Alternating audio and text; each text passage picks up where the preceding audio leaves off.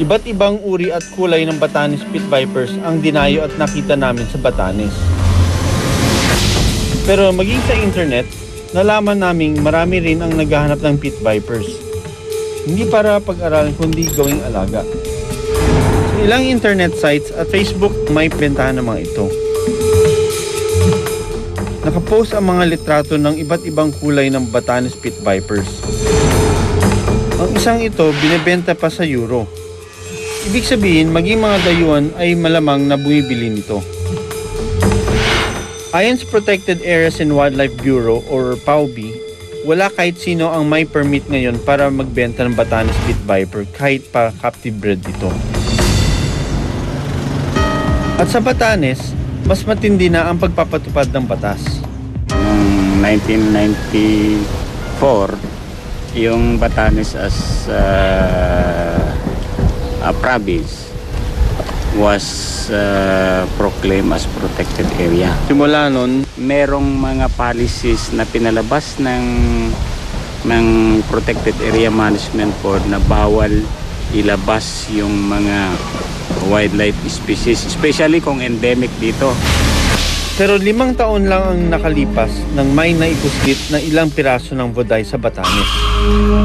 Ilan sa mga ito ay nakita namin sa gubat, kabilang ang White Viper. Nasabat ang mga ito sa airport ng Maynila. Dadalhin na sana palabas ng bansa.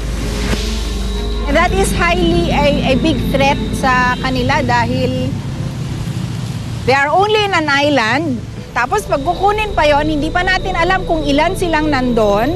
Hindi pa rin natin alam ang biology nila, reproductive biology. O hindi tayo sigurado kasi wala pa talagang tumutok para maintindihan upang sila ay i-conserve, i-protect.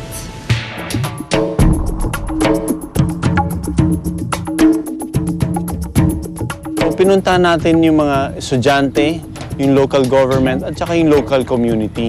Importante na malaman nila na wala sa buong mundo itong Voday o yung Batanes Pit Viper. Dito lang sa Batanes. Good morning.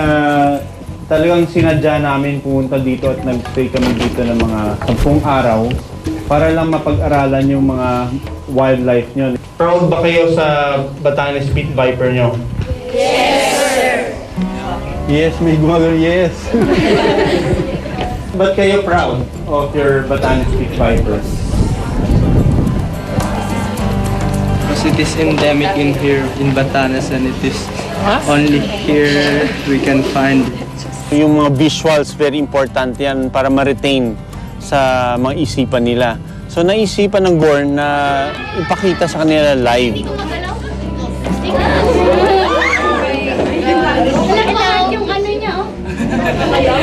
So ito, baby pa ito ha.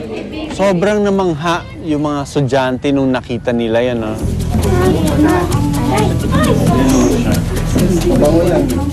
Yung usually yung lalaki.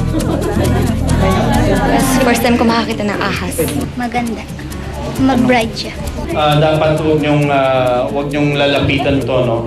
Dahil yung pangil nito, napakalaki. So, pag nakagat siya, linalaliman niya pa yung kagat niya at saka may kamandag to.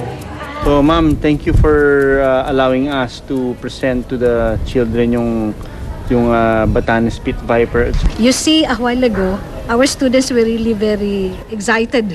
I did not know that we had this species of snakes here in Batanes. So I think that in DepEd, we should teach our students to take care of these animals. Yung dinala namin dito sa school, kailangan ibalik ulit dun sa natural habitat nila. Masaya na naman kami dahil may nakuha na naman ng Born na kakampi. Ito yung mga tao ng Batanes na pro-protect yung what we have, you know. So yun yung pinaka fulfillment in filming itong Batanes Pit Viper.